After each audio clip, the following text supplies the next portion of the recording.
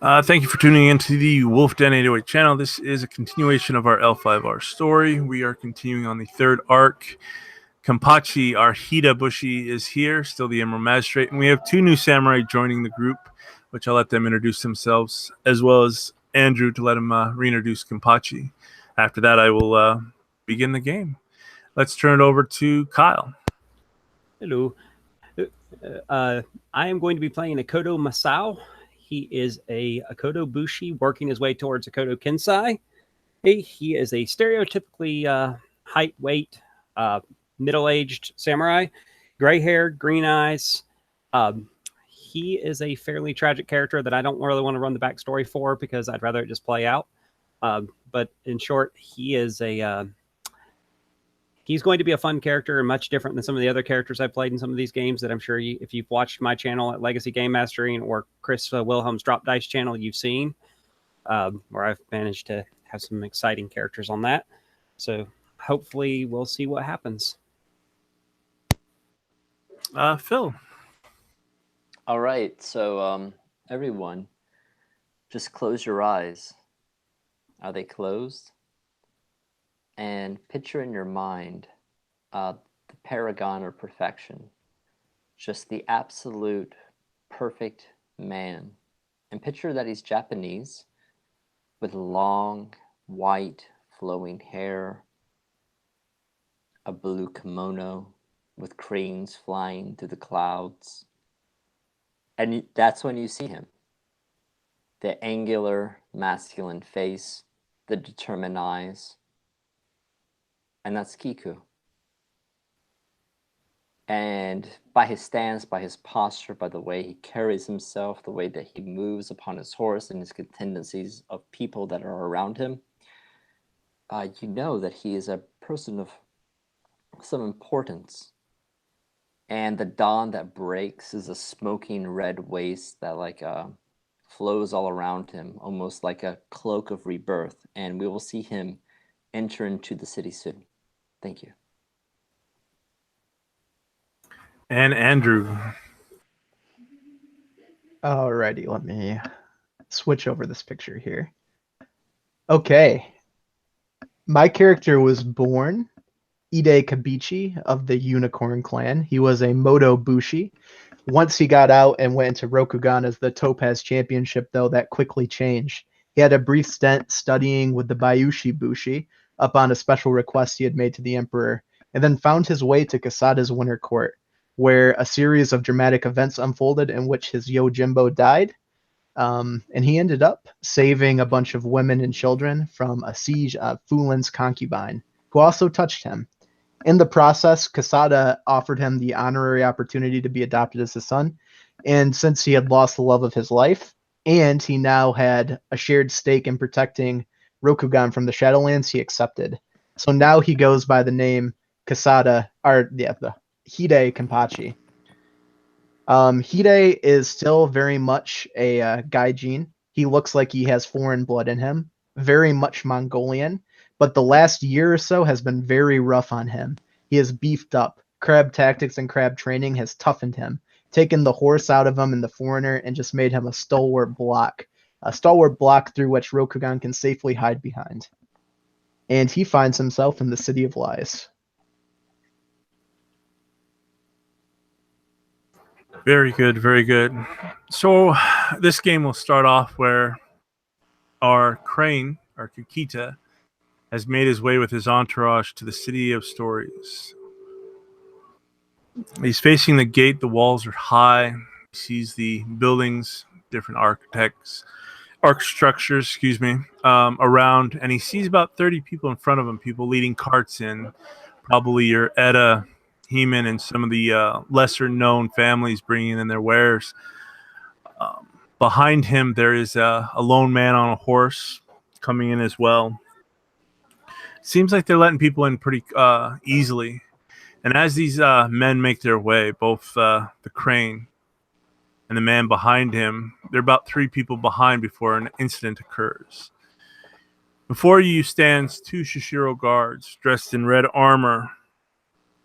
Question, Kakita, are you armored or are you just in your kimono, or do you have your armor? In my kimono. Okay. You notice that the guards have kind of pointed this man. He's got a cart. He's got a few helpers off to the side alley where there is a small building. It looks like a weigh station, and you see scales and different things, the different weights to measure the stuff. And you see a very portly man, probably, I'd say a good 5'8". Think of one of those babies from the Nothing But Trouble movie, but only 5'8". His stomach protrudes. He's kind of wearing his loincloth and his sandals, and he's the one standing behind a smaller man, about the same weight, but he carries it as fat, not muscle. And he's weighing in some of these merchants' goods, and he screams out, "You tried to steal from me as you're making your way in. That is no good. Guards, bring forth the Thunder Guard." And at that, the two guards at the gate kind of leave, and these, as you're just stepping forward to be checked in to show your papers, because you have to have papers to travel through different clans' lands. Men in motley armor, looks like peasants, step forth. They don't have katanas, they don't have wakasashis, they've got spears or naginatas. Could have done better days, and they kind of match the same look and feel as the man weighing and the heavy-set man next to him off to the side. You see this as well, Makoto. So with that, again, the others have stopped. The line has stopped. You're right there. The Kodo is kind of pulling in on his horse off to the side, and I'll ask what he does as he approaches. He's probably 10 people away from this. Yeah. So we'll go with you, Kakita. What are you doing? What do you think? What do you say? I'll begin with you. Oh, what do I think and what do I say? I immediately turn to one of my subordinates, and I say to him to interfere within this persecution of this man, and that whatever price needs to be paid will be paid by me personally. And yeah, that's what I do. I send someone with a bag of money to pay the cost of whatever he's stolen. That's what I do. That's you. Okay, so this is happening. You're one of the underlings is Kakita-sama. I smack him right away as soon as he talks back. I smack him. Go. Okay. Mark that down. He rushes over there and he looks back at you as again he's like behind the cart, and there are 4 or 5 of those they're probably the merchant and his crew, and the guy there with the scales and his probably enforcer, and he kind of looks back at you and he rushes past the guys in the wagon and goes to the man sitting behind the scales, and the enforcer kind of steps forward, and you notice that he stops him. They do some communications, and the enforcer grabs your guy by his kimono and kind of leads him over to the other guy. The other guy's heavy. He grabs him by the kimono? Yep, because he's insult. I get off my horse. I march over. Okay, you're marching over. I'm going to cut there. You're making your way over. You're about 15 feet from that group of people. You've seen all this, Sakota, as you're sitting on your horse. I'll turn it over to you. You don't know what's going on. You saw the changing of the guard. You see now probably you don't think it's the Thunder Guard, but probably one of those other gangs you heard that kind of militia the city. And the Shishiro have left. What do you do?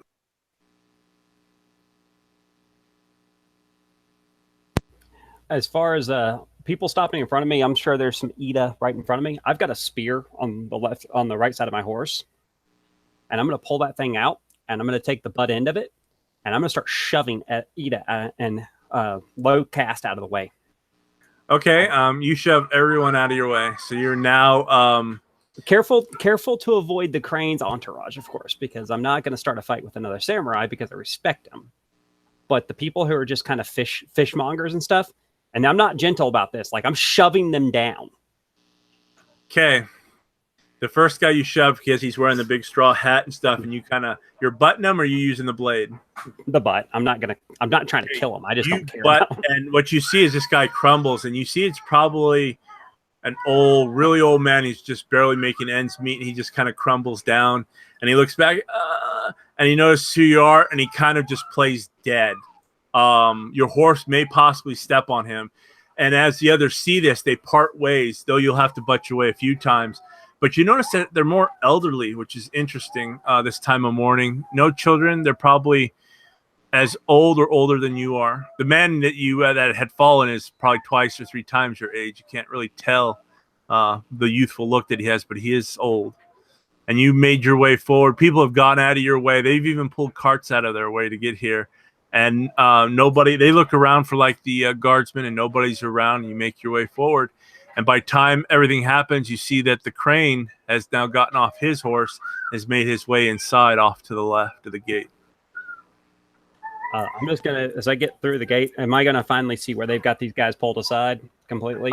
Your thing, as you get through the gate, is one of the men on the side kind of raise his naginata up and says, papers.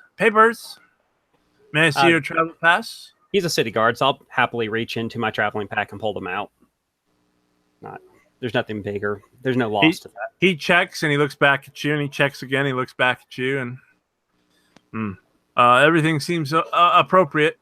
And he hands it back to you, and that's when you see you've made your way in enough with your horse and stuff. You're in past the gate. You see the crane making its way over. Again, the scene is you see this table that's been set out, a small, probably building or warehouse behind him, just small to hold goods.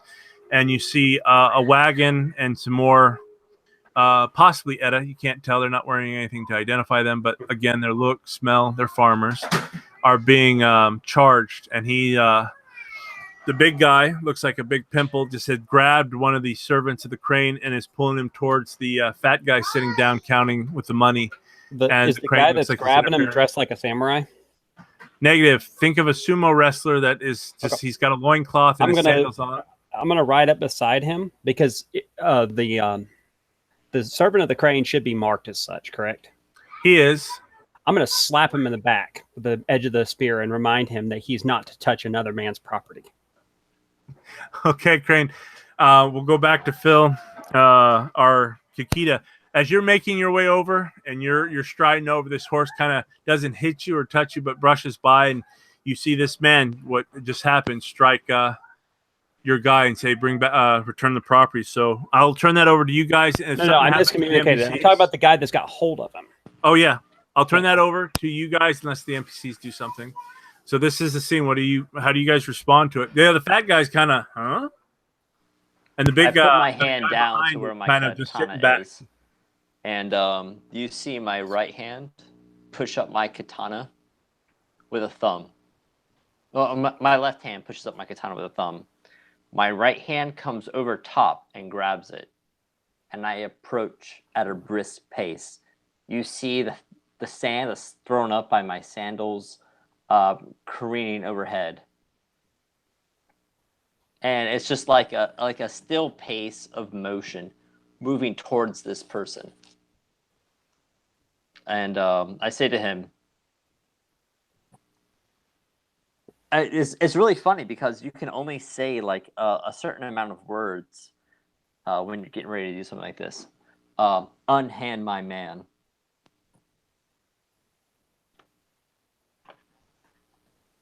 If I don't actually have hold of his personage, so No, I'm not talking to you. Okay, you're talking to the card. Okay. Grabbed him. Okay, Yeah. I'm confused on what's going on here because I'm seeing it in my head, but at the same time. No. So let's kind of backtrack. So you've made your way. The horseman has approached further, butted the guy, released that man's property. You're still making your way. The heavy set guy, I'm just going to say the let's say sumo, because you guys don't know what he is, who he is, and whatnot. Has kind of have this dumb look on his face, like his brain isn't comprehending what his body should do. And as you do that, he slowly turns to you and he says, "What is it you want?" And he still hasn't let go of your man, though he got like butted by the naginata, the spear, and he sees you approaching, but it doesn't look like he's all up there.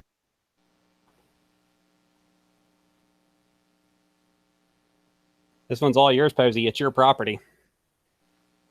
Okay, so here's what I do. I take the cap of my katana and I smack him right in the middle of the forehead like David and Goliath with a stone. Bam. Okay, so what we're going to do with that, since we're initiating and he's not... Hey, and we're initiating. So I need you guys to roll initiative. You just to jump in when you want to, Lion. But we'll roll initiative because he's trained and he's expecting violence, but he may get to jump on him. So initiative, if anyone would like to explain,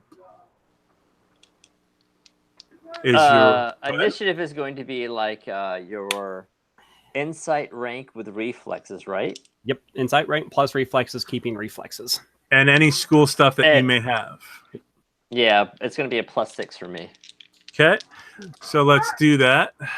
I'm at a 24, Mr. Clay. All right, so do things explode? Yes, they do. Okay, one sec. So 10s explode for you. All right, so I am at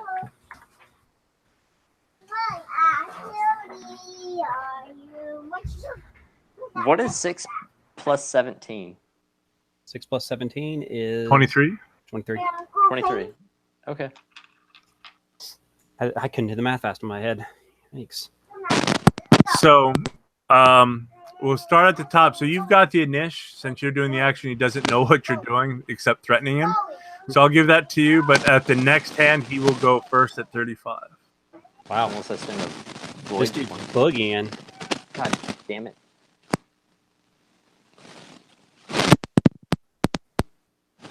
All right.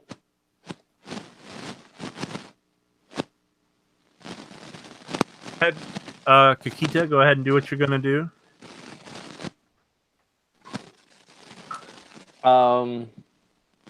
Well, I think I've already stated what I was going to do. Yeah. So if you're going to attack him, you may. Yeah. But that's what I'm gonna do. I'm gonna hit him. Why do I roll for that? You're trying to hit him with a katana, right? So it's Kenjutsu. So I think it was 7K3 plus 3. I think what you told us. All right. So And reroll 1, 2, once. 3, You 4, have the 5, emphasis. 6. I actually. Oh. All right. So it's 7. How many do I keep? You keep 3, plus 3, and reroll ones. I believe we. Yeah. This is an attack roll, right? Yep. Yes, it is. All right. So since I'm way of the crane, it's a 1K1. Did you guys factor that in? No, so that would be 8K4 plus 3.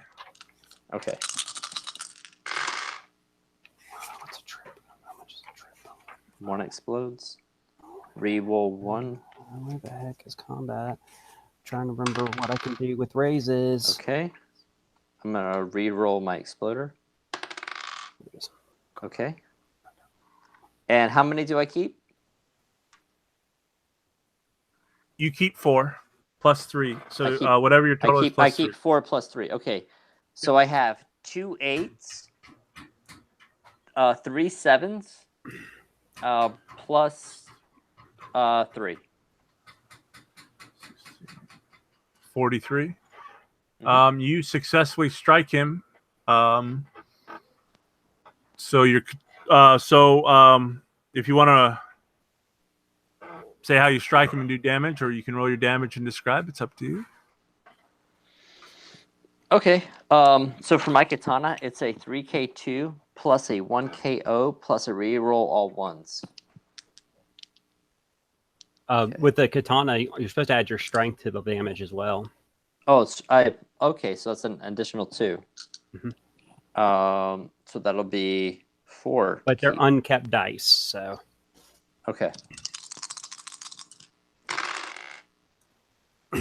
And in All right, damage, you can choose. I have 1 explodes, and 1 is a 1, so I re-roll it.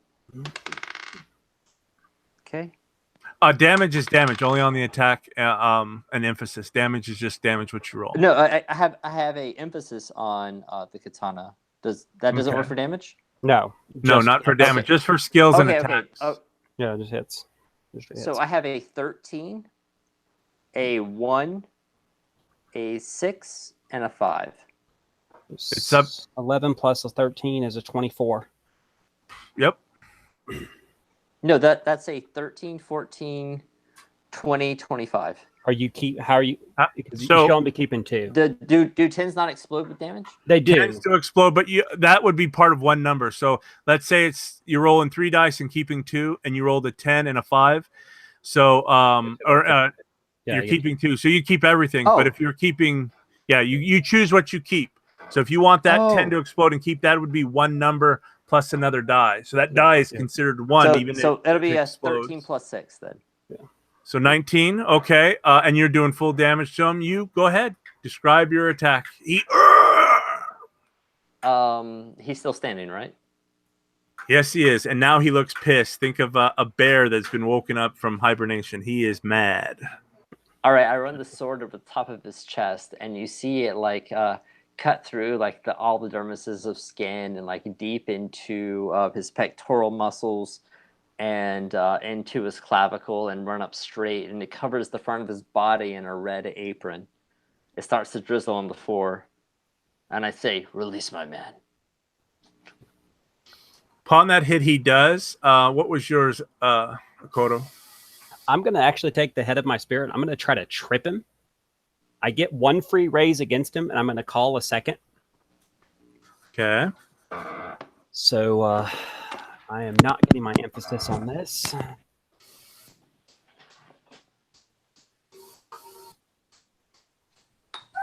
Is 8K3 plus 0. I got a total of 23 against him.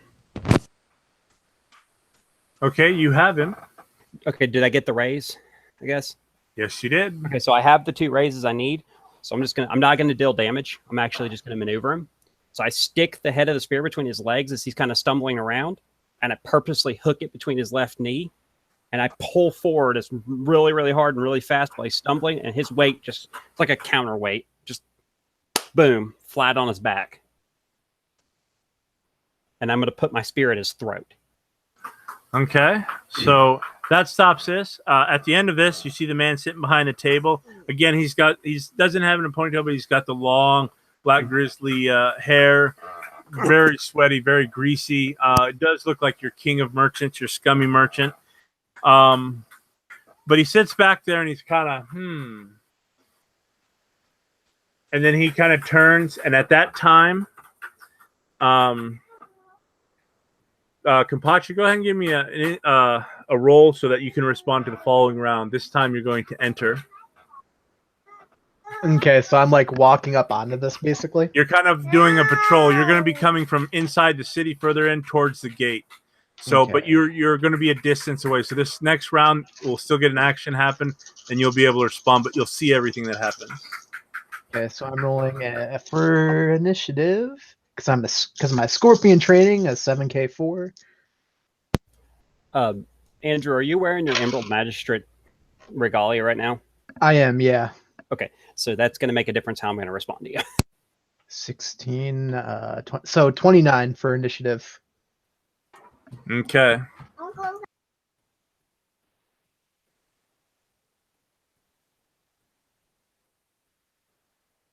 All right, sorry about that, kids. So we're going to start the round. It is set 35, being as he didn't know what happened. So you see him standing there. Hang on 1 second.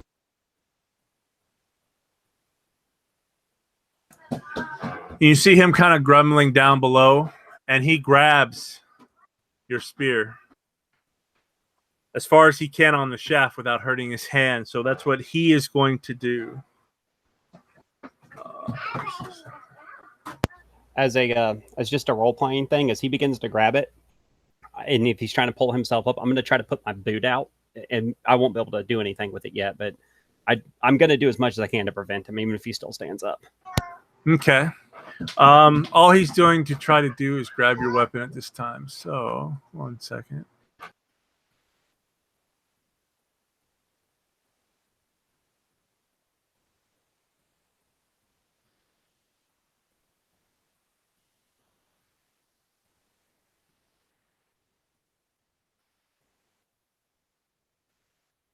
With that, he was able to make the raises that he needed. So he's holding it. So you'll have to contest it with him later if you want to remove it. but he's Okay. still looking up there. He's got that dumb look on his face, but he's angry. He's just to stop you from stabbing him. He still hasn't. He's kind of taking his eyes off the crane. So after 35 comes next. I believe it's you can. Oh no, Kapachi will be in the next round. So it would be the crane. Right. The crane rolled 23. I rolled a 24. Oh, I'm sorry, Mr. 24. Your turn, Akoto. Sorry, just making sure I'm doing this right. I was like, wait, what? No, you're 24 good. comes You're after good. 23. Okay. I'm not going to really necessarily challenge him for the spear. Instead, I'm going to try to drive the spear into him with him holding on to it. What do I need? I can't remember how that works. That's a grapple, isn't it? This is considered a grapple. Here, hang on a second.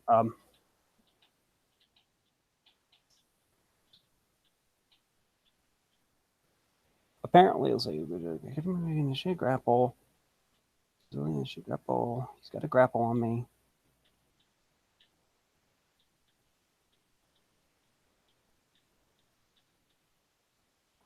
Are we going to continue to consider this a grapple or not, Clay? He's grappled your weapon, so if you want to do something like go your weapon, then no. If you want to retain your weapon, then yeah, it's considered grapple. So if you're trying to do something with it, Okay. Well, because it says I can automatically hit him while I'm in a grapple. yes, you Oh can. no, I have to have control of the grapple. That is correct. I'm looking at it now. Yeah, I don't have jujutsu, so that's not worth my time. I'm just gonna kick him in the bloody face. Actually, no, I don't want to do that either because I'm not trained in that either. Crap. You can always spend a void, and then Yeah. Kakita, we'll go over like void uses and raises and stuff. Yeah, I'm gonna do that. I'm on your turn. gonna spend a void to be trained in brawl, which would be 4K1, I believe, or no, 4K3. I'm sorry. So it's gonna be 4K3, and I can't declare. Oh, sorry, typed that wrong. Way too used to typing the. Okay, I had 24 on that, Clay. Okay. You just barely missed him. Yeah, I'm thinking it is. As your kick goes wide, your stirrup gets you caught on your other end. That's fine. It won't be long, and I won't be able to do much about this. I mean, he was hurt. Does his defense go down since he was like cut? Normally it would, depending on his wound ranks, if he actually feels what he's doing, but he's not feeling what's happening to him. He may not be berserking. This guy's a crab. He has no identification of what family is. All he is wearing a loincloth, an apron, and his sandals. It looks like he's some type of, who knows? He could be a villainous person. He could be a scummy guy, but it looks like he was an enforcer for the guy sitting down. But he isn't paying attention to you. He's you imagine his preferency, but he's not. He's paying more attention to the lion standing over him. What is the enforcer doing? He's on the ground, holding on to a spear that was going to be stuck into him. And the merchant is just sitting back watching. And then he kind of turned a moment ago and kind of pointed where you guys could see coming down an alleyway further in the city. Oh, the merchant did. Yeah, the merchant. The enforcer's on the ground. He's holding on to a spear. And he's got that big bloody slash across that you gave him. And he's bleeding. It's bleeding profusely. His heart's pumping that blood. I see. That merchant. My eyes turned towards him. Is he unarmed? Yes, he is. Is he sitting down? Yes, he is. I'm gonna split his fucking head like a melon. Okay. Okay.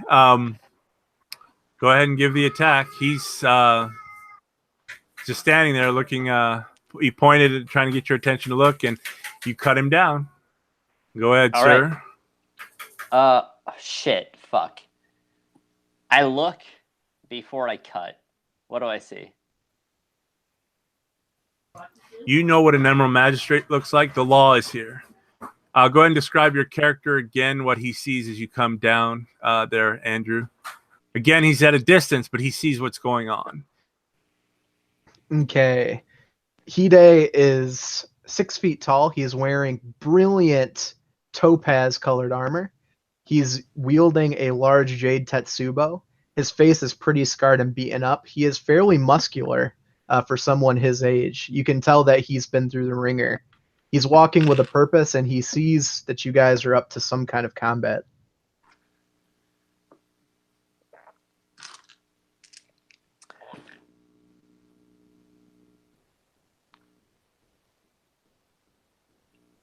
You're right. I turn, I see him. The merchant isn't my concern. It's the enforcer. How do I target a body part? It would be a call shot. So in this game, what is your void rank? What is your void score? My void score is 2. Okay, so what you can do for 2 races, you can go for a limb. And it would be for the head, it's 3, and for smaller parts, it would be 4. So you're just going for a limb, it's 2. Oh, you want to kneecap him? Okay, so what you need to get is 2 raises, which increases the target number. Since you guys, you've hit him, his target number I'll give you is 25. So you need a 35 total, 35 or above to hit him where you want to hit him. All right, and I spent both void points to do that? No, your void sets how many raises you can do within an action. That's all that does. I got you. I got you. Or to increase, if you spend one, it increase your abilities, and we can go over that if you want. Yeah, like what do I need to roll right now to attack? Like it would still be like your 1K1 Kinjutsu. plus. Yeah, so it'd be 8K4. What was it, 8K5? Or was it 8K4? So it's your Kinjutsu rank plus your agility plus your school. Plus 3 because your emphasis. Let's see now. My agility is 3. Okay. My Kinjutsu score, my rank is 3. So 6. So it'd be 7K4 plus 3. Okay. And you got to get a 35 with 3 kept. Okay.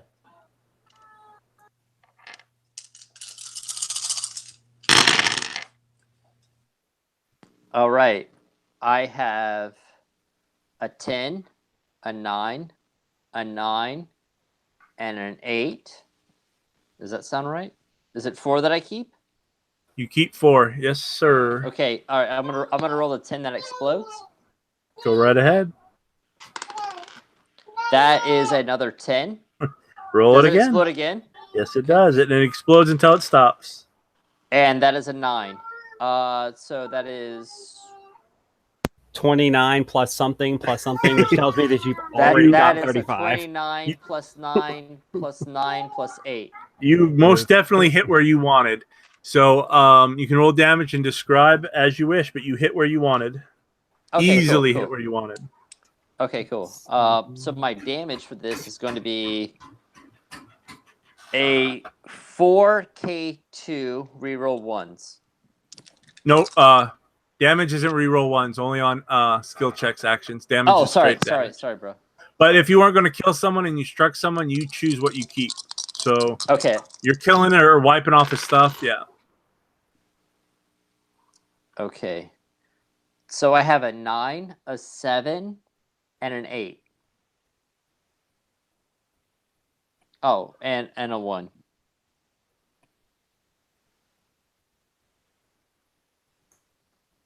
That 29, 7, 8, 18. Yeah, 24. You sever his leg at his knee. Go ahead and describe your action. All right. So after I pull my first strike across his chest, my sword gets covered in blood. I make a quick movement, and this movement is to displace the blood.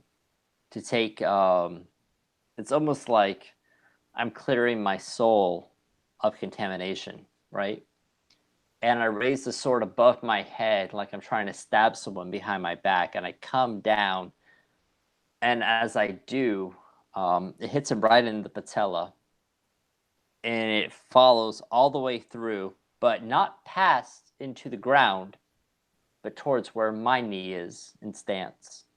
And I pull it back, and I run the blade over the top of my hand, and I watch him fall down in front of me and bleed out. How do we do damage? You did damage by the 24. Oh, really? So Oh. you're bleeding. He's on the ground. He hadn't gotten up yet, and you just severed his leg while he was holding on to the Naginata spear, and you just severed his leg. And he again bellows, and he's still kind of thrashing a little bit, but his grip on that Naginata is tightened. It won't. It hasn't let go, and he is still alive, but his leg is there shaking. Is it a free action to sheath my sword? Simple action. Go ahead. If you want to do it as you struck and you sheathed it, that's fine. I strike. Take a whiff of blood. And as I do, I use it like a painter's brush, and I make a crane in the sand. And I look over towards the emerald. What are you, Andrew? Magistrate.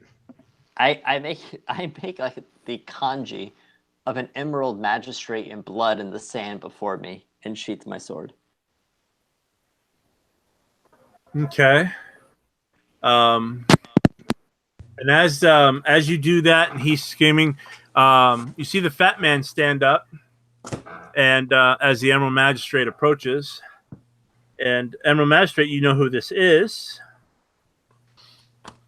He is a merchant of well-known through the excuse me, through the governess. He does deal with some of her dealings. His name, excuse me, yes, is Bimyo, Bimyo, Bimyo. He has a twin brother, looks just like him, is Shidio. And Bimyo stands up, bows very low to the lion, bows low to the crane, and then when you approach, bows very low to you and says, Ida-sama, it is fortuitous that you are here in this occasion. It appears that my man got a little grabby and was dealt justice. And he kind of looks at you, and you see that slime little look, and he looks at the others. And this gentleman, Okoto, and he kind of waits for Okoto-san. I'm going to look directly, screw the merchant. I'm looking directly at the magistrate. I did hear him refer to as Hida, so I'm going to refer to him. And I'm going to say, hey, yeah, my name is Okoto Masao. Oh, Hida-sama. And I'm going to give him actually, I'm not even going to give him a bow from the horse. I'm actually going to get down off the horse and bow lower than him. Hida will ignore the bow from the merchant, but I will turn and address the Okoto, and I will return the bow. And if you get lower than him, he's going to continue going lower. I mean, until he realizes you stood up. He won't. He'll notice the respect, and he'll graciously let you give it. Fine with me. Now, my eyes will go around really quickly, though, trying to measure the actors of this scene. I see the large man on the ground that's had his legs severed at the kneecap. The merchant, Bemio. Now, Bemio Clay, he works for the governess, or he doesn't work for the governess, but he's involved with the governess, I would suspect, with the opium trade. Yes, your investigations on your second month here is he is tied. He does sell opium. He does work for the Shishiro family. He is wealthy. He's very well connected. And he's devious, as you've turned out to be. And it looked like he was administering to one of his employees. And you see a wagon off to the side with some people, cowering now after this display of violence. They're kind of cowering behind it looking. As they see you, they kind of come out a little bit, but they're scared. They're looking at the samurai that's got his spear back, and they look at the Kakita. But he is well connected. His nickname is Sharp, is what they call him. And his brother is Subtle. Is he, now you had mentioned the Thunder Guard too. There's some members of the Thunder Guard standing around? Yep, there are two members of the Thunder Guard at the gate. There are no Shishiro. On the ground, you say Oinka, better known as Ample. He's an enforcer for probably 2 or 3 of the Thunder Guards. He's just so big, massive, and doesn't get hurt, but he's gentle giant kind of thing. And he's like, but he doesn't get up. He's holding on to his leg as it spurts out. Okay, I will very quickly return an introduction to the Akodo, and I will say, Hide Kenpachi, the administrator. Pleasure to make your acquaintance. One moment, and I'll turn to one of the Thunder Guard, and I'll say, we need somebody that can administer some medical treatment over here. Administrate's orders. You turn over there and you look. You don't get a response, and then when you kind of look back, they look like they were either sleeping or kind of ignoring you. And as soon as you look at them, they snap to. Yes, Hida-sama, right away. And one of them runs off to the south to grab somebody. Wait. I take out my wakasha. How do you pronounce it? Wakasashi. Yeah, I take out my wakasashi. I move over to the fallen man who's dead. Well, who's about to be dead. And I want to put my hand down into his like sweaty forehead. Like his head is just like greased up with like perspiration and an inability to understand like what's happening to him. And behind us, you can see like the rising sun that blooms in the east is totally red. And the sun that rises is the same color of the blood that's going to flow out of his eye as I kill him.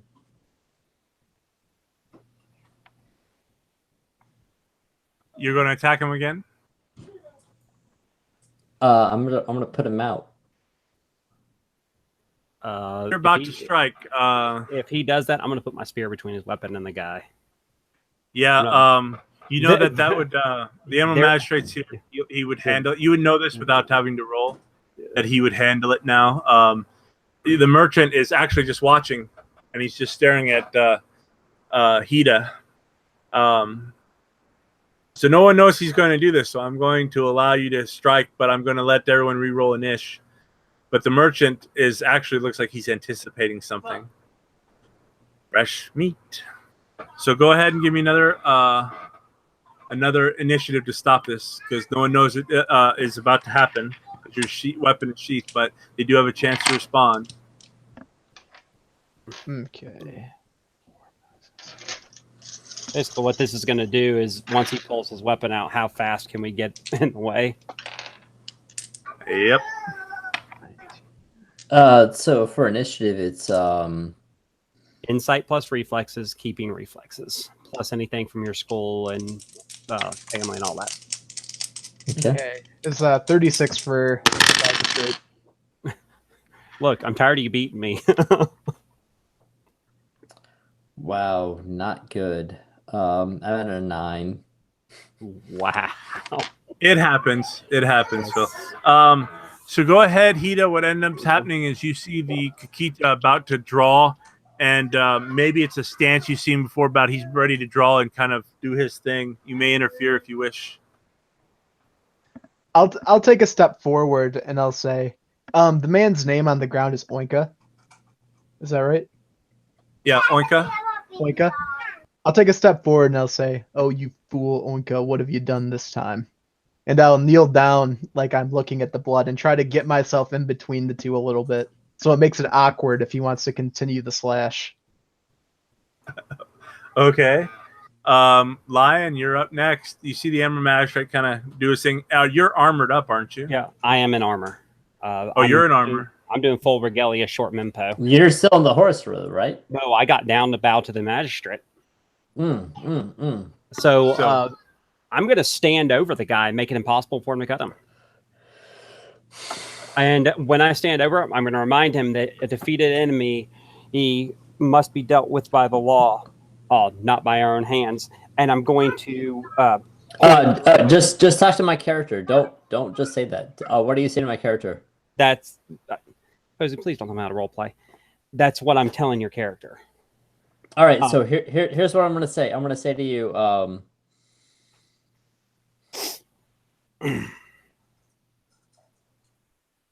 I thought it was mercy. And I'm just going to kind of nod my head, and that's That's fine. I'm just trying to save you from winding up with your head in a noose or committing seppuku. So if you've, are you still willing to strike Kakita? No. Okay. And Kakita, you see this because the others are kind of blocking, and you see the Emerald Magistrate looking at Ample. It looks like he knows him. You see that merchant Sharp kind of just looking at you again and gives you kind of a nod, kind of a touche-like nod. And then he approaches. Thank you, all of you for saving my assistant, saving my man here. Thank you for taking pity upon him. And he kind of grovels a little bit at your feet, kind of embarrassing himself. Not where he's on his knees or nothing, but he's bowing low and he's groveling and he's thank you. Where is the man who has like stolen the objects? Where is he? He is one of the merchants that are part of the wagon. He's with the wagon off to your left. He's just standing there scared. I want to grab him. Okay. While he's grabbing him, while the Kakita's grabbing him, I'm gonna kind of put my spear kind of right in the ribs, not real hard, just kind of a nudge into the ribs of the guy on the ground, and tell the merchant that he needs to make sure he takes better care with the people he hires, especially if they're filth like him. Yes, of course. My man should never have grabbed and you see Sharp just knows Kakita-sama's one of his men, or property, as you said. No, my man should never have grabbed him. I apologize profusely. And again, you don't apologize, but he's not. And he bows low, and he's just groveling at Kakita as Kakita is making his way over to grab the guy. Okay. Kakita, you get to him. What are you going to do, Kenpachi, before he grabs the guy? But you're still handling Ample, the guy on the ground. Yeah, I've got a good look. I've noticed that there's the slash across the chest and the missing limb beneath the knee. Those were the only two wounds, correct? Yeah, his severed his severed calf and his the slash across his chest. I'll stand up, and as I'm looking at it, I'll say, "Looks less like a battle and more like an operating table." And I'll turn I'll turn over to the merchant, and I'll say, "Bimyo, is that all that happened?" Bimyo stops, looks at the Kakita walking away, approaching the merchant, looks at the lion, looks at you. Of course, Hida-sama. I was in the wrong. And he kind of bows low. If you will excuse me. So, Clay, question. Can I check off on my sincerity here to see if I could tell if he's... Because remember, I didn't see what happened with the wagons exactly. Yeah, you can give me a sincerity roll. Okay. I'm going to give it a sincerity. I want to see if I can tell if he's actually lying. Test it with... I'm just kind of curious if I can tell if he's lying son of a bitch. Okay, yeah, go ahead and give me a roll. I rolled a 32. You're very close. You think that he is not being truthful. He's placating the Emerald Magistrate. He's taking blame, but he's not accepting it. So I'm going to straight out just point out what's going on at the wagon then. And I'll be passive aggressive about it and point out and say, then what's happening with that gentleman over there? I'll raise an eyebrow at Binya, and I'll say, "Binyo, what's he talking about? Maybe you and I should take a little walk over there to that wagon." Okay, as you guys are saying that, the Kakita has made his way. Bimya is just, again, he's got his fat hand on his fat cheeks, and he's looking, and he's tapping his nose. And that's when the Kakita has now made his way. He's at the guy. What you see, Kakita, is you see probably a man in his late 40s. He's pretty buff for an old man. He's probably been working the fields all his life from dusk till dawn. You see what possibly could be his daughter or his sister next to him, and two younger children, probably not of age of 10 or 11. In the wagon, you see it looks like rice. And you see some other boxes with inside. I understand. I know what to do. Okay, well, it's whatever you want. It's up. What your go? Go ahead, sir. I get down on one knee. I hold his face in my hand, and I say, follow me and become a samurai.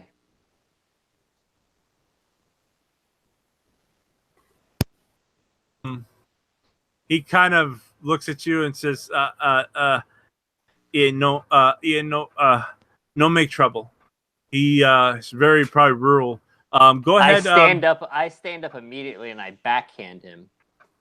And I say, become a samurai or die. He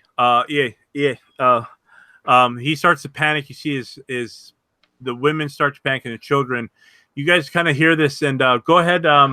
As you kind of said that, go ahead and give me a intelligence / oh,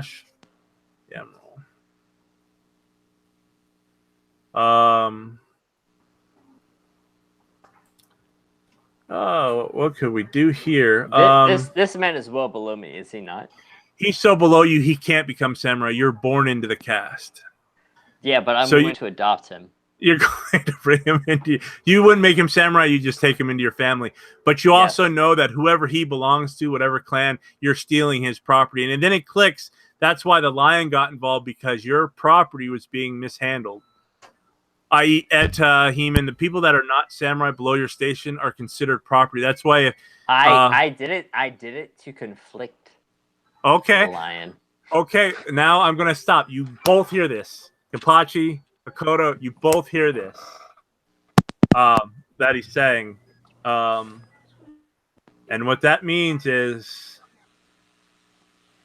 I'm going to bow to the magistrate straight, and I'm going to say I'm actually going to refer to him by his actual title, Magistrate Sama. This man proposes to steal another man's property. What are you going to do about it? I'm going to take a step forward. I'm going to say, all right, everybody, listen up. There isn't going to be any more killing. There isn't going to be any more cutting anything down. I need everybody to step away from the cart, and you will be dealt with in time. This is an order from the Emerald Magistrate. I turn to this man and I say, you've been paid for in blood. Get up. Who did you say that to? The 40-year-old. Oh, the 40. He gets the hell out of your way. He looks at you, bows really low, and digs the hell out. And he is not leaving my sight. No, he doesn't leave, but he kind of gets to the wall. If you want to stop him and his family leave the cart, and they're going to get away. I'm going to stop him. Open. Okay, you stop him. He stops. He doesn't fight you. He slams himself down on his knees and his hands and bows to you.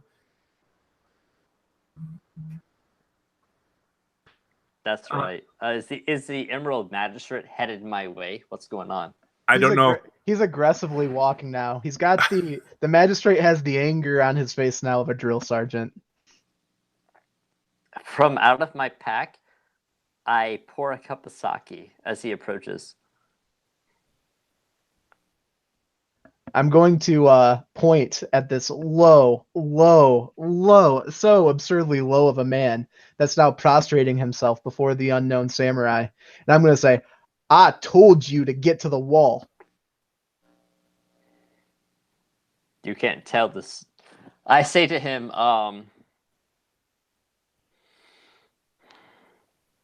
Emerald Magistrate. I'll stop, and you can see like the vein in my forehead starting to pop a little bit. Nice. I love it. I pull out a fan to cool myself. Is that okay? He'll study the shit out of your hand, seeing the work that you had done to Oinko over there, but he'll watch. Okay, wait a minute. There's something to my fan. How much do you study it? I'm going to watch it as if my life depended on you. Jitsuing me right now. Okay, here we go. Okay, so one side of the clan, you see. Okay, so there's like pleats in the fan, and in the pleats on one side you see Scorpion, and on the other side you see a crane. And then when the fan is fully open, Xanthemum. the symbol of the emperor. And I turn to you and say, Sir, meet my newest protege. Your protege. Hold on. Who are you? And I'll square you up and I'll say, my name is Hida Kempachi. I'm the son of Kasada. I'm the Emerald Magistrate. And I'll give you a very, very cursory low of a nod. I will pass you a cup of sake. And I will say that the governess is my great aunt. And I've come here to talk to her. Someone disrespected me. And I had to make an example. Otherwise, respect me. The example. You're speaking of Oinka. Yeah, I understand. I see the example you made over there. Bimyo seems to collaborate it too. But when it comes to this man, and I point down at the groveling fool at your legs, this man is the property. This man is the property of the merchant. Bimyo, this is one of yours, is it not?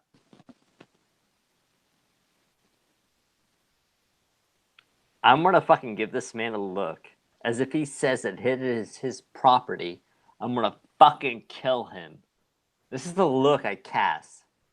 He belongs to the Shishiro Hibu, as do all Etta of the Scorpion. Or That's at right, least my in this town. family. You are Scorpion. Half. You are Kakita. Half. No.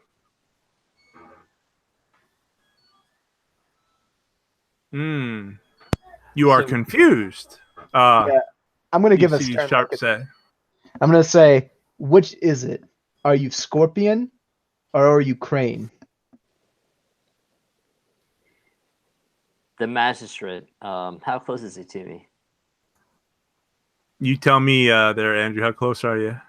He's the distance where you would have to lunge and draw to strike him. Gotcha. Okay.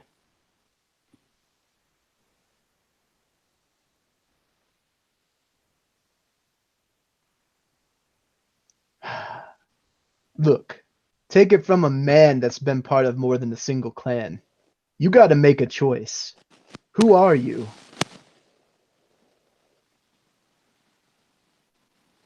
Here in this town, I'm a crane.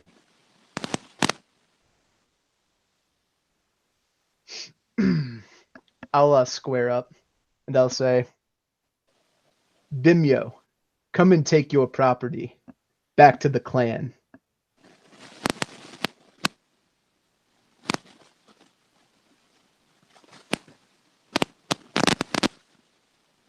Maybe not. Snaps his fingers, and those two guys that were at the gate come, grab Ample, and pick him up.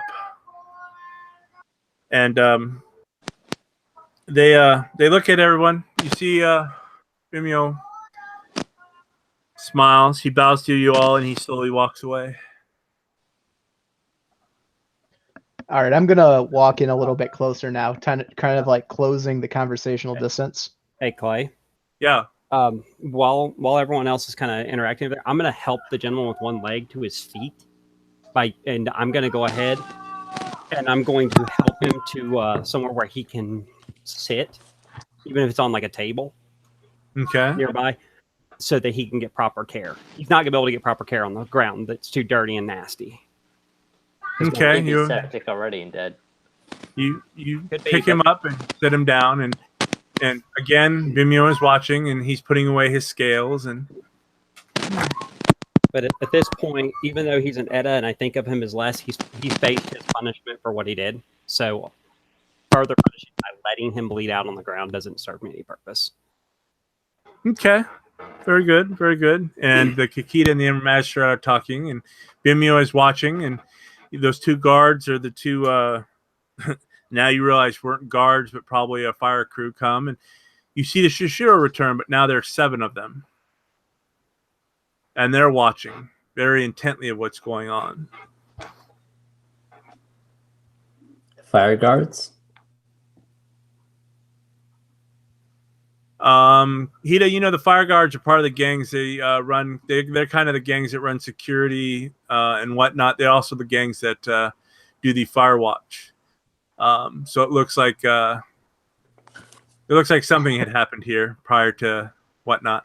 Now with the fire watch, if I recall correctly. Wait a minute. With the fire watch, is this someone who is related towards my cousin? No, the fire watch, they're gangs. They're different gang names. They're basically, they go around, merchants hire them, people hire them to put out fires, because if a fire starts in the city, it'll burn down the city. So they hire these folks to do that. They also hire them for protection and different things. It looks like Ample, the big guy, put his services out to help Sharp, i.e. Bimio. And what ended up happening is you guys are, if you have a 2 intelligence, you realize that Bimio either had a reason of having him here and push the guards away so he could do his stuff, and one of the fire guards were watching the gate and probably taking bribes and whatnot, and you guys walked on through. Lion, you kind of suspect that now as you kind of look at the situation. The guards replace themselves. Those 2 guys kind of come over and help Ample and leave. Now the fire watch too, Clay, they're into the protection racket. Yes, they are. As well. So it's like if you don't pay them, your house might catch fire and the fire watch might not put it out. May not be there to help you. Okay. And you know that the governess owns a lot, and the Thunder Guard belonged to the governess because of her son, and they're also the militia and the guards. So yeah, you realize that something shady. Sharp was doing something, or Bimio was doing something shady, but didn't get actually caught. His guy got a little grabby, and he found out what happened. But Bimio is leaving. He bows low to Yakoto, and he will make his way and leave. And kind of as he goes, kind of the way you came, more men start to kind of grow. You know those old martial art movies. There, people are starting to, hey, big brother, kind of show. They're about, 50 or 60 yards down the way. There are about 30 of them. And Ample are the merchant leading the way. So you guys are there, and people have kind of stopped. They're letting people through. But with you there, they've kind of, if they're accepting people into the city, they're leaving them off. So there's ample room around you guys. Akoto, what are you doing as this is happening? You've helped the man up. Time has passed, and people are starting to open as the Emerald Magistrate has been talking to the Kikita. It's fine. He's going to go ahead, and first thing he's got to do is got to put a spear away, because there's no reason for it to be out at this point. There's nobody fighting. And then he's going to go ahead and he's going to do the smart thing here, and he's going to create a tourniquet for that guy's leg, since nobody else has taken care of him yet. As you kind of, before they kind of leave, because they're taking him with them. Okay. Yeah. He's basically using their arms to kind of drag himself along. Yeah. Okay.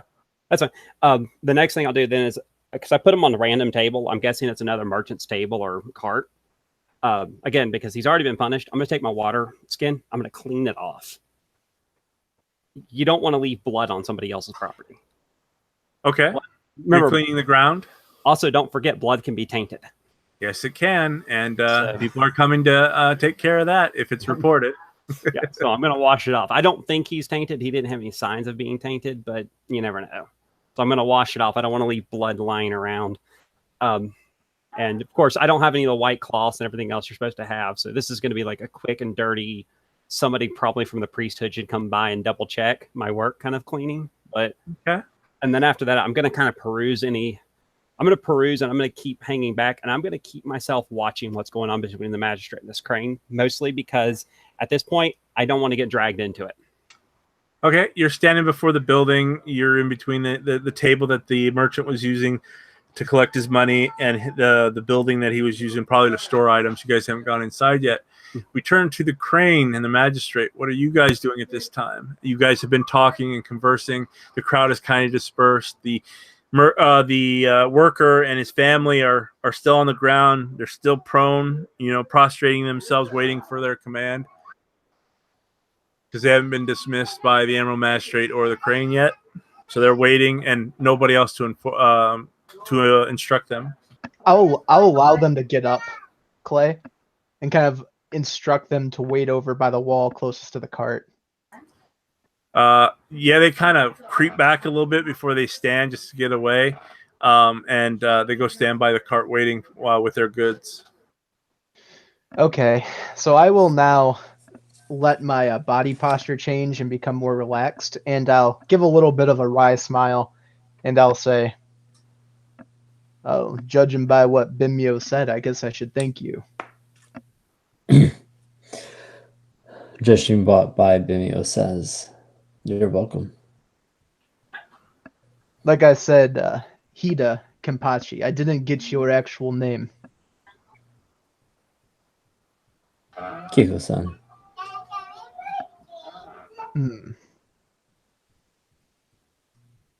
And that would strike me as odd, right, Clay, that he's not using a family name? Yeah. Are you displaying your school and your family there, Kakita? Yeah, I'm just giving my familiar name. Okay. Yeah, it's a little odd. His kimonos are blue. They may not have the crane. Do they have the crane designs or anything there, Kakita? Like your symbol of your family or your school? Absolutely. You know his family. It's displayed. Is your school higher than your family? As an importance to you? No, my family is higher. Okay, so yeah, he's got the crane over his heart, and he's got his school on the other side. So you know who he is, but he gives you familiar terms. Excellent. After the introduction's out of the way, I'll say, so let me get this straight, because I'm going to have to be putting this into a report. And I groan a little bit thinking of the bureaucracy. Crabs don't like bureaucracy. And I say, you sent your man over to the merchant, at which point Oinka grabbed him. Mm-hmm. And to protect your property, you engaged him. And Mortal Kombat, yes. Good, good. Now, why did you send the man over there? What happened? Now, before you waste your breath, I know Bimyo's into some less than savory trade. I've butted heads with him a few times.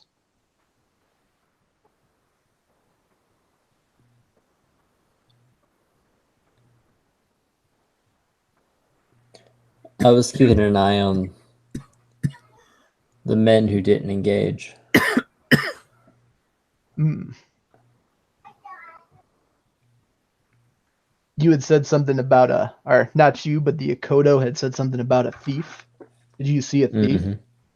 Mm-hmm. Was it the man that I saw groveling at your feet? Yes. Did you see what he stole? Yes. And? I couldn't retrieve it. People intervened. What was it? Opium? I'm not sure. Perhaps. I think so. I'll slowly nod. So you had saw the thief and you had sent your man over. You were going to keep an eye on him. You got engaged with Oinka. It came to blows. You put him down. The Akodo intervened as well. Was there a scuffle between you and he? No. Good. Good. And his body becomes a little bit more relaxed. He puts his hand up and scratches the back of his neck. You know, back there when I came onto the scene and I had knelt down to inspect that wound, I did you a great courtesy, whether you knew it or not.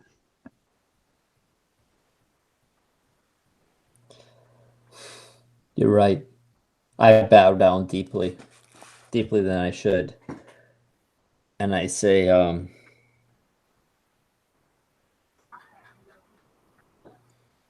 I've hunted a lot with my father. Always when we've wounded an animal, when we've wounded a bear, we put it down. So it was my thought. And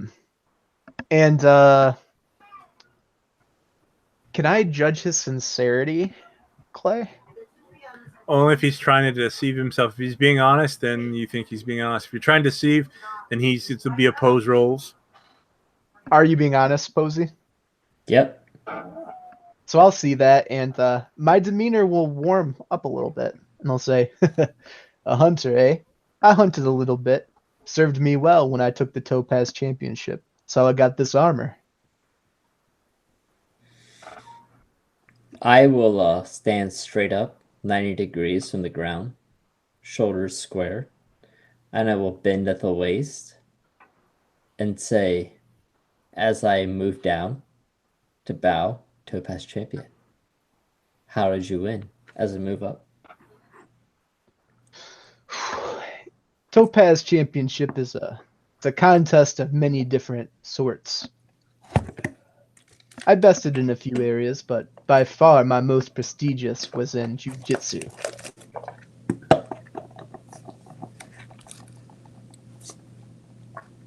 So you really are a man of arms. He smiles, and his these like ridiculous partial Fu Manchu mustache blows a little bit in the wind with his hair. Indeed, I am. Indeed. I'll move closer to you. And I'll say, from these rogues and thugs, have you acquired my eyes going narrow and slant opium? Oh, I've acquired a great deal of opium. Back at my magistrate offices, we have a ton of it in lockup. Got a few men too. Can I judge his sincerity? Only if he's trying to hide from you, then he's being honest. Nope, I'm being honest. And at that, you see a man dressed in armor, red. He's got the Mana Shishiro, bows low to the Emerald Magistrate. It says, Hida-sama, I am going to take these in. And he kind of mentions to the wagon and the 4 individuals. Our report will be to you when it is. Jacko will be speaking with you. Jacko-sama will be speaking with you, Hida-sama. I'll look at the wagon and then look at him and nod. As you wish. They bow. 2 of the guards come and they kind of escort the wagon. They have the old man pushing it. They're not gentle with him. They're not nice with him. And they get him out of the way. And kind of for a slight spike, they are a little abusive. But they get him out of the way. Him and his family. Actually have a small gift for the Emerald Magistrate. Is it appropriate time to give it to him? Maybe in a quieter setting, maybe not out in the street, but you can if you want. You'd probably be sitting with him or at his office. It's a piece of origami. What do you guys think? It's fine. I think it will. I think there will be an opportunity soon because I'll say to your character, I'll say to Kiku, what brought you this way? Were you heading somewhere?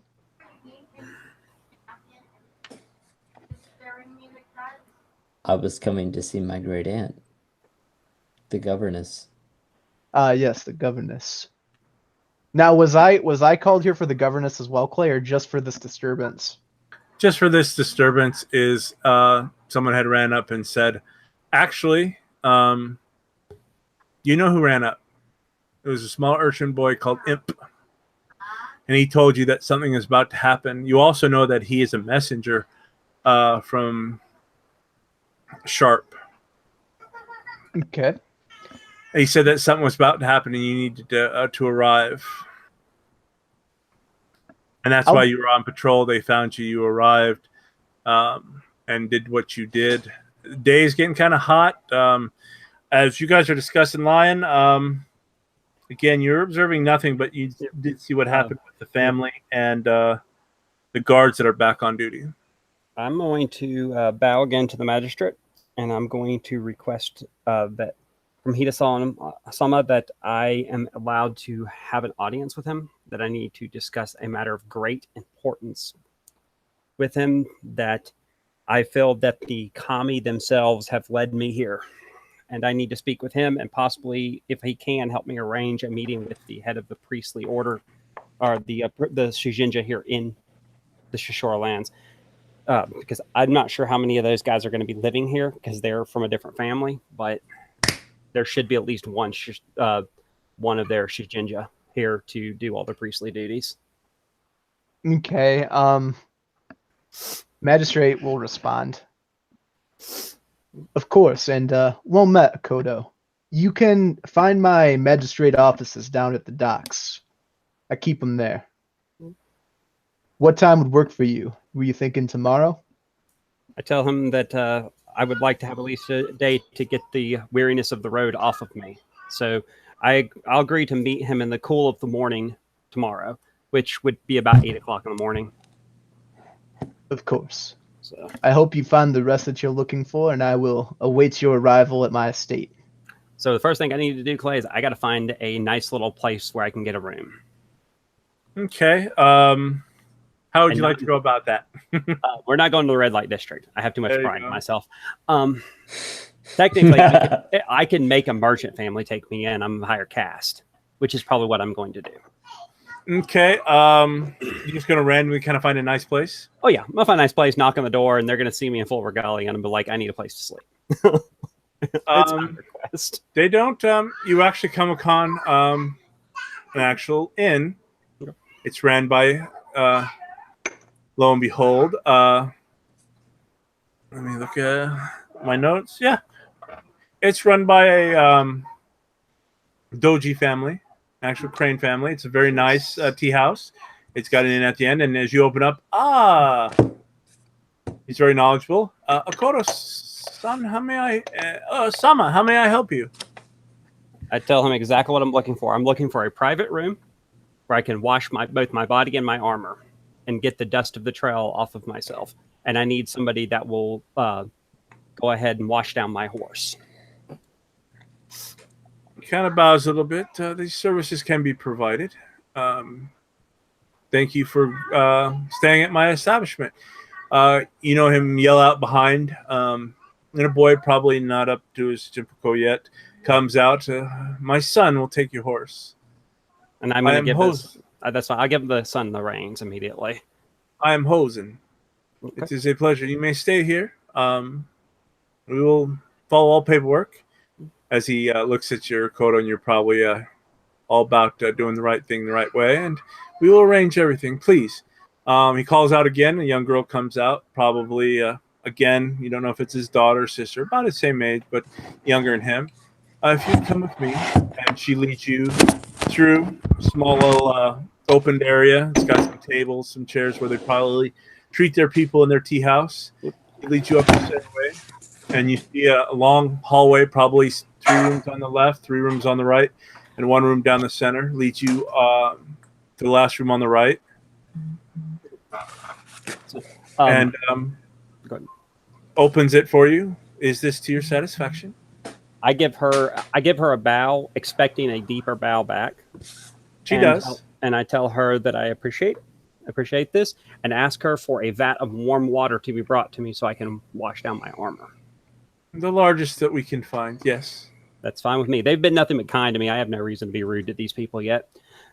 So I'm going to go into the room. I'm going to immediately strip down to just my undergarment. And interestingly enough, Clay, because of my status right now, I am lacking a family mon. Okay.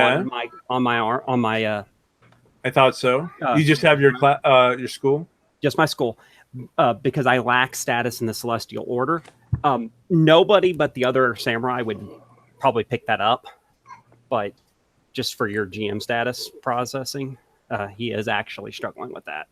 So immediately, the first thing he's going to do is he's going to switch out of this kimono and get into a more relaxing wear, like his nightly wear. Okay. Because he's about to get really dirty anyways. He's getting ready to scrub armor. And then he's going to go ahead. He's going to set up a tea ceremony. and make himself some tea and everything else like you normally would do a first stop on a rest.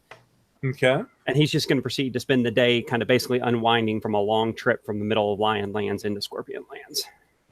Very good. And we'll cut as you're cleaning and doing your thing and doing your rituals. We'll cut back. A little bit of time has passed. You're still with the Kakita, Hida. What are you guys planning to do? It is getting closer to midday. You know, you've got a few hours before noon. Traveling, Kakita, you have been traveling for a while. Very not hard at a steady pace, but it has been long, a little bit tiring.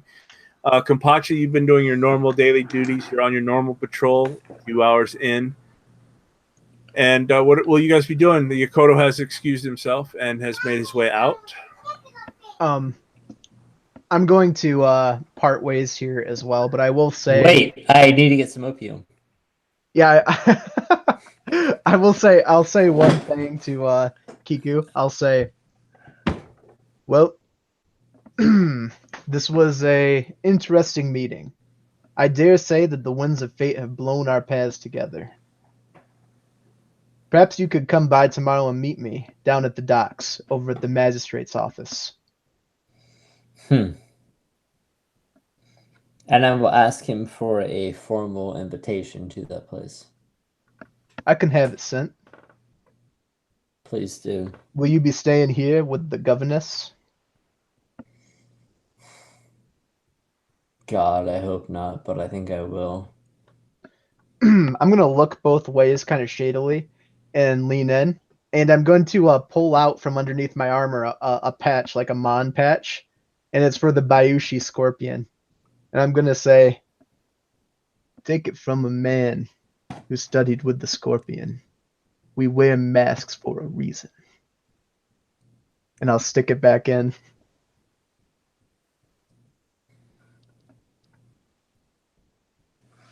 So as I see him like swagger off into the distance, like giving me this formal warning about like beware myself into the city, I gather up my troops together. Okay. And I come in to approach the city in order to gain entrance. You've entered, and as you're making your way towards, I imagine, the palace, correct? The red light district. You're heading to the red light district. Yes. Okay. You know, you'd have to probably try to find clothing that doesn't broadcast who you are as you do that, but you can, if you wish to just continue in your current robes with your current troop and everybody. Nope. Where are you heading in the red light district? What kind of location are you trying to meet? The main brothel. The main brothel. Okay. You ask your crew, they wouldn't have you dirty yourself, ask around, and one of the Eda that are following you says, Master, this way. And they lead you. It takes some time. You see beautiful buildings. You're going through the residential areas of different homes, mansions. I mean, you've got the gardens and everything else. Just think of feudal Japan, beautiful. I mean, the pictures that you've probably seen in the book and everything else that happens. And as you get closer to the docks, it's nice, it's welled out. And in the distance, further on the other side of that donut that I was describing to you, think of England, old England. It's dark, kind of grisly. You see lights and lanterns floating. You see lanterns in the water on that far side. And it just looks dark. I want to go to the cheapest part of town. Like the women who are worth nothing. So you want to go to not a geisha house, but a whorehouse. Yeah, you got it. Like the worst of the worst. Okay, it takes you a little bit of time, but you find it. You're on the far opposite end. You are on the docks of the red light district area, the dark side of the area. You see this. How much are these women's lives worth? Probably nothing. They make Nothing. whatever they make for their pimps and whatnot and whoever they belong to. But again, everyone belongs to someone. How many women are there? At this the first establishment you go to, it is called the Chrism Blossom. And as you enter, it is run down. Think of a movie theater with no seats. And as you Yes. kind of go down, you see different layers of this movie theater. You see pillows and different tatami mats and different things. It's run down, but it's large. It looks like it possibly could have been a fishing building, a fishing warehouse that has been converted. Nice. How many women are we talking about? That you can see now as you enter, and you can kind of see the area. It looks like there's no rooms. It's just one big room. There's probably 15 women. There's probably 20 men, and you probably see the mama-san kind of just sitting there at the door, just waiting. And inside, you see probably another 15 or 20 men armed. Oh, okay. But it's poor, run down. It's not nice. It stinks. You smell body and filth. Are And there fish, other lots of buildings like fish. next to us with like more whores next to them? Like, are there like competing factions? As you don't know, you'd have to do some investigating, but Yeah, you I can want to tell. go. I want to go to the main whore. That's where I want to go.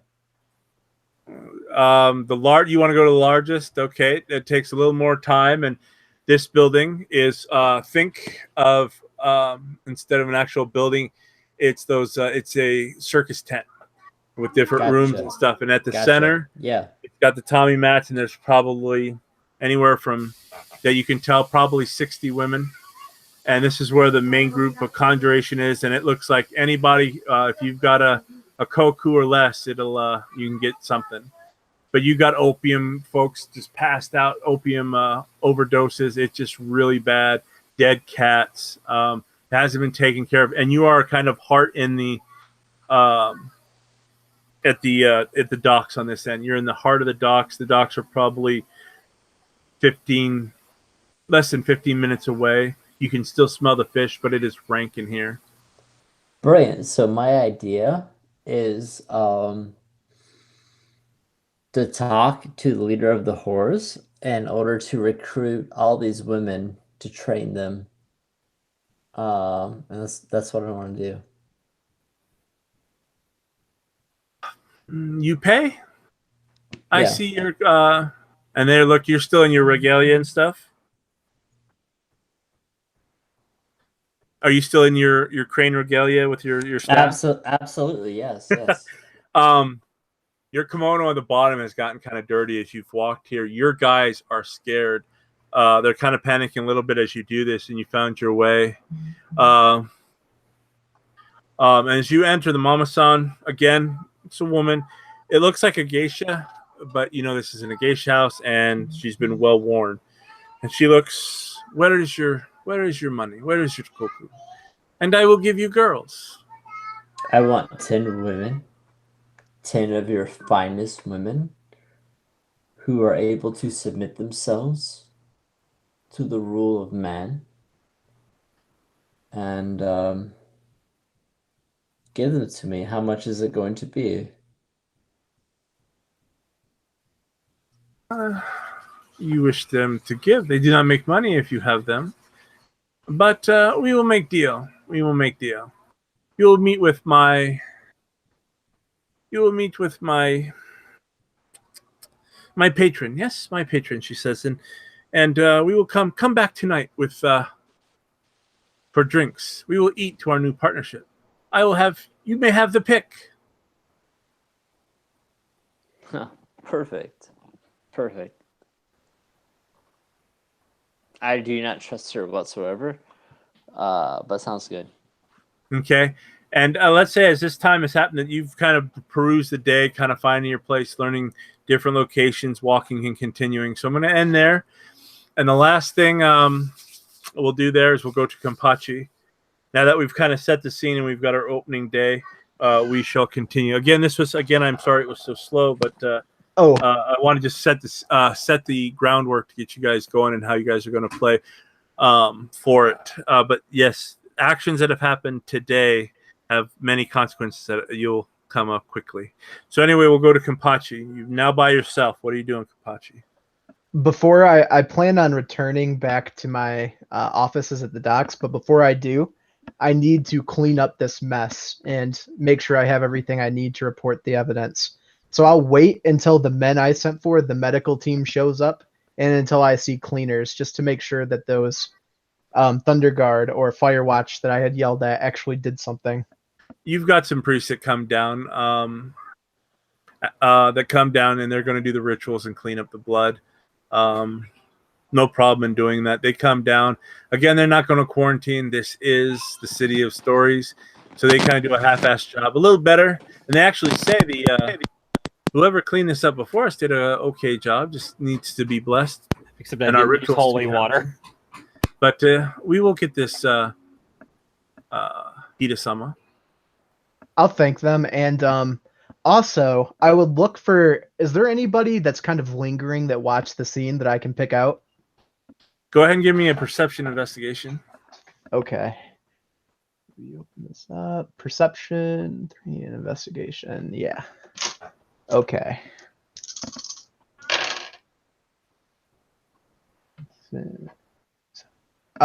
30. You see that the guards are there, and as you kind of looking around, you notice that kind of in the back something catches your eye. You really didn't get it, but you saw the glint of probably steel. Are you going to investigate? I will. And as you get there, the head of the 4th body member rolls. It looks like the Shishiro guards killed off the family, and it looks like the wagon is bare, and the items that were on it are gone. I'll kneel down and I'll look at the head. Do I recognize this person at all, or are they just It's the family that was just there. And the guards are there. 2 of the guards are there. They executed the family. So they're all dead. Yeah. And at least they executed them and didn't hang them. So I'll walk back over slowly to the men that were sent down to clean up the other blood area and let them know that there's more work to be done. One of them is about to complain, but goes, yes, Hida-sama, of course. It is always enlightening and a busy time here in the city. And they finish up what they're doing. It's going to take them some time to do the proper rituals for both locations, but they go about their business.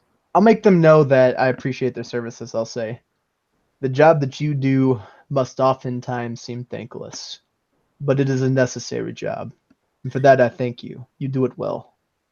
It is our duty under heaven. And he bows low, and the rest of them bow low. And they go about their business. You notice that the probably the lieutenant or the Chewy, that's lieutenant, kind of comes over to you and says, is there anything else we can assist you with, magistrate? No, I think that'll be it. I have some paperwork I need to attend to. Everybody did their jobs today.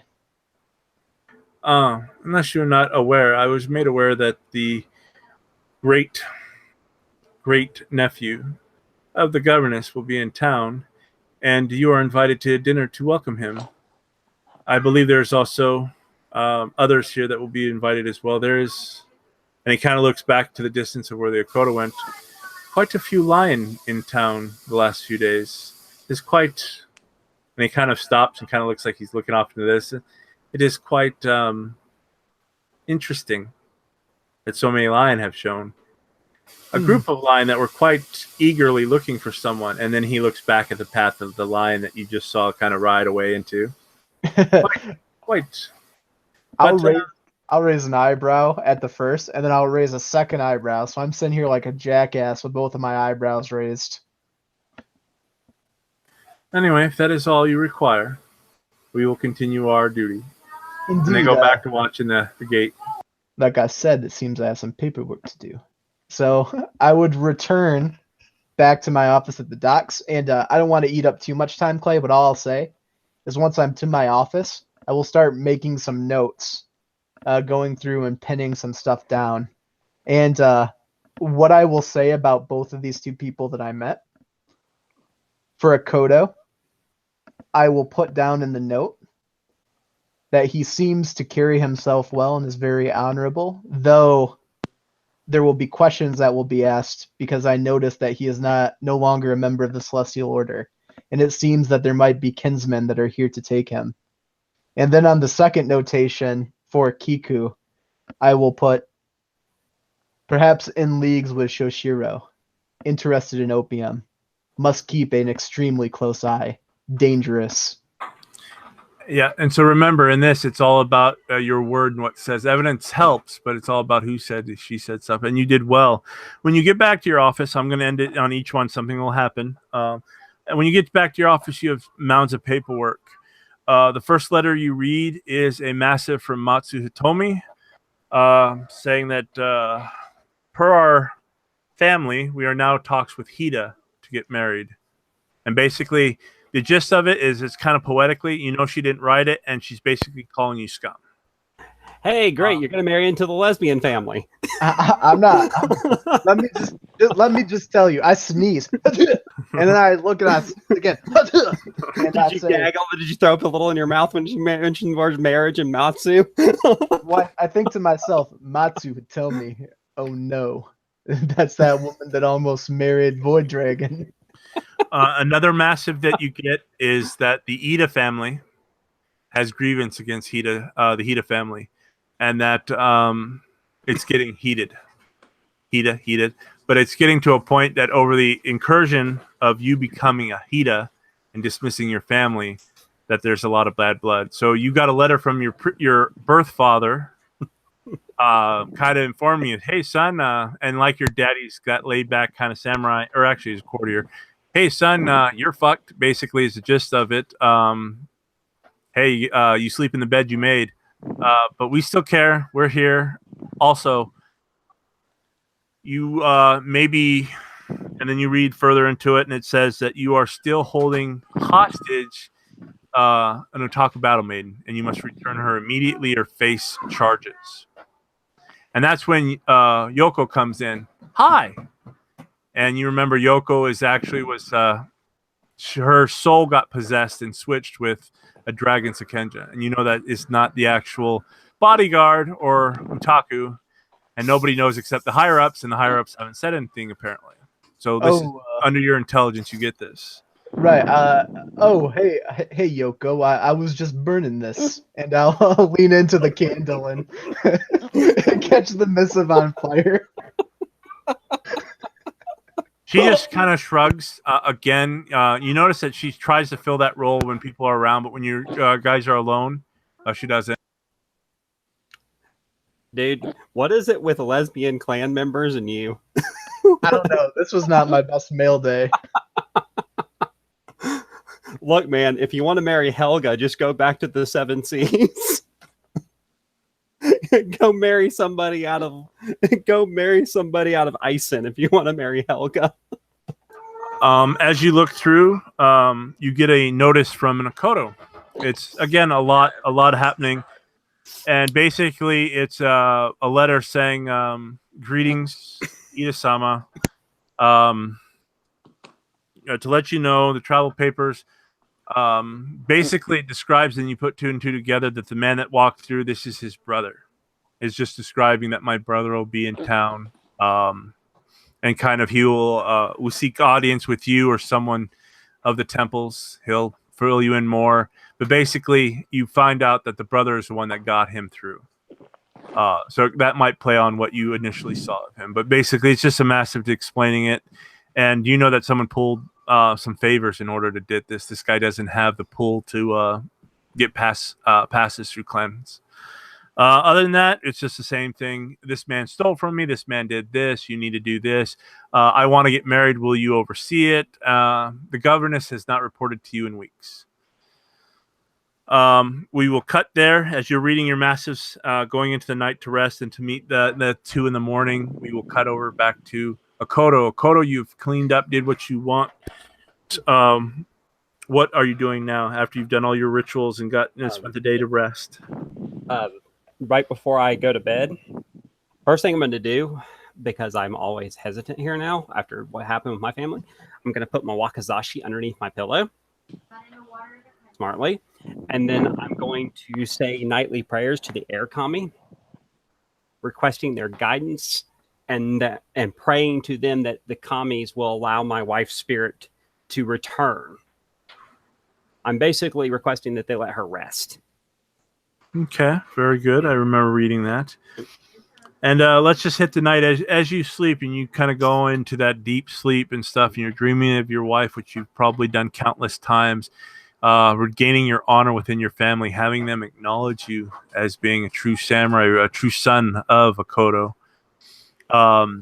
Again, that dream kind of gets to you, but this time you sense someone in the crowd. You're at Akodo Castle, and someone in the crowd. They're in the court. They're in the court and stuff, but they're walking in between people, kind of like in those movies where, you know, like in Braveheart, and his wife is walking in through the crowd, and nobody sees her, and you see your wife, and she passes someone that's taller, passes a pillar, and all of a sudden she changes a little bit, and her face goes white, almost like a porcelain geisha mask. And then it goes back to her as you see. But again, you're losing her, and she goes into it looks like she's approaching a hallway that's dark, a slow light that you can see at the end of it. You can see all the way down, but you can't see the sides, the walls, or what's there.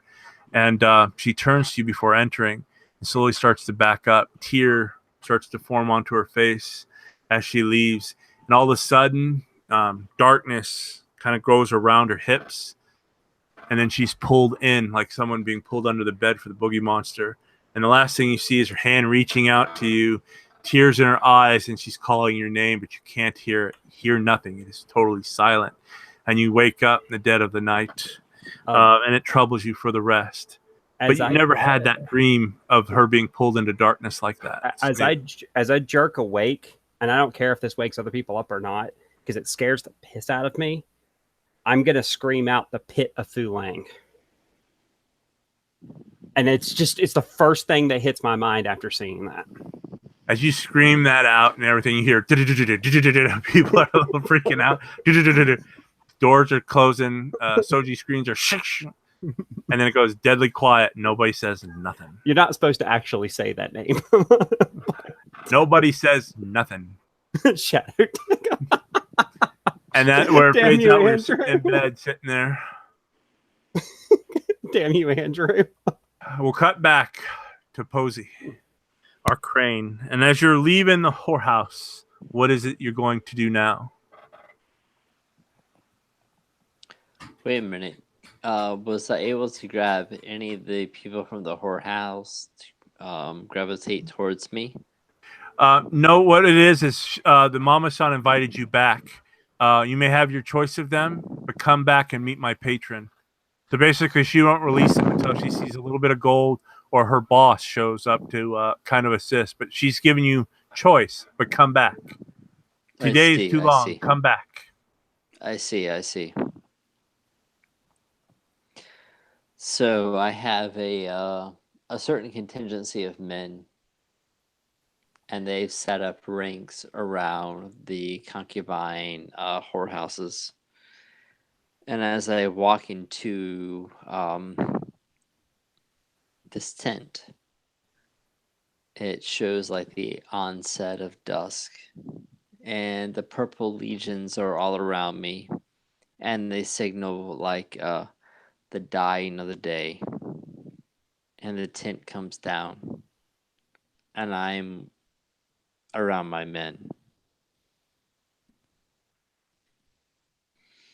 I put my hands down onto my knees, and I look them in the eye. It's my commanders that are here. Like the people who have served me for years, like the appointments from my father. Yeah, you have one Yojimbo. He has 2 guys working under him, and you have 3 servants or ETA low caste that'll help you out and do your bringing your baggage. But you know that the 2 support will have to return to Cranelands once you have been safely delivered to the governess. Your Yojimbo will stay with you. I put my hands on my knees, and I bow my head when I say,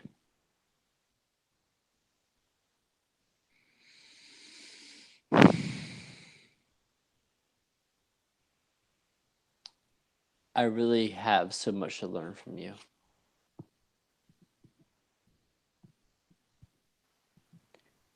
What it means to be a man and a samurai. If you weren't here, and I bow lower,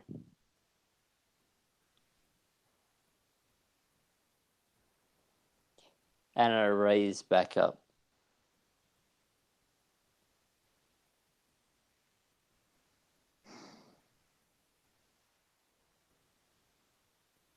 We're in enemy territory now.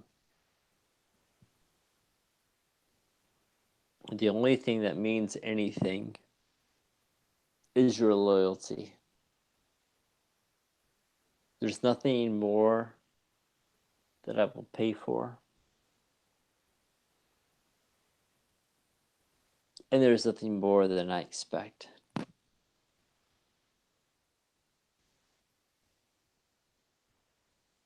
You who bleed with me in the upcoming days are my brothers. The rest, weed out. And I go to the man who is basically like my master of arms.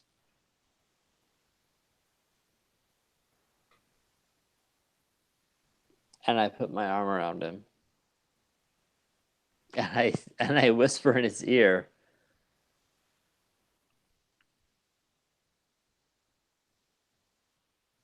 do you have opium? And we will end it right there. Huh? Well, again, thank you guys for playing. We're going to kind of cut it here because we've set baseline, kind of got what's going on. We'll check rules and get things going. And finish it up on the next session and find out what happens. Next session will be a little gruesome now that the party is together. So anyway, thank you. Thank you guys for playing. Thank you for watching, and have a good one.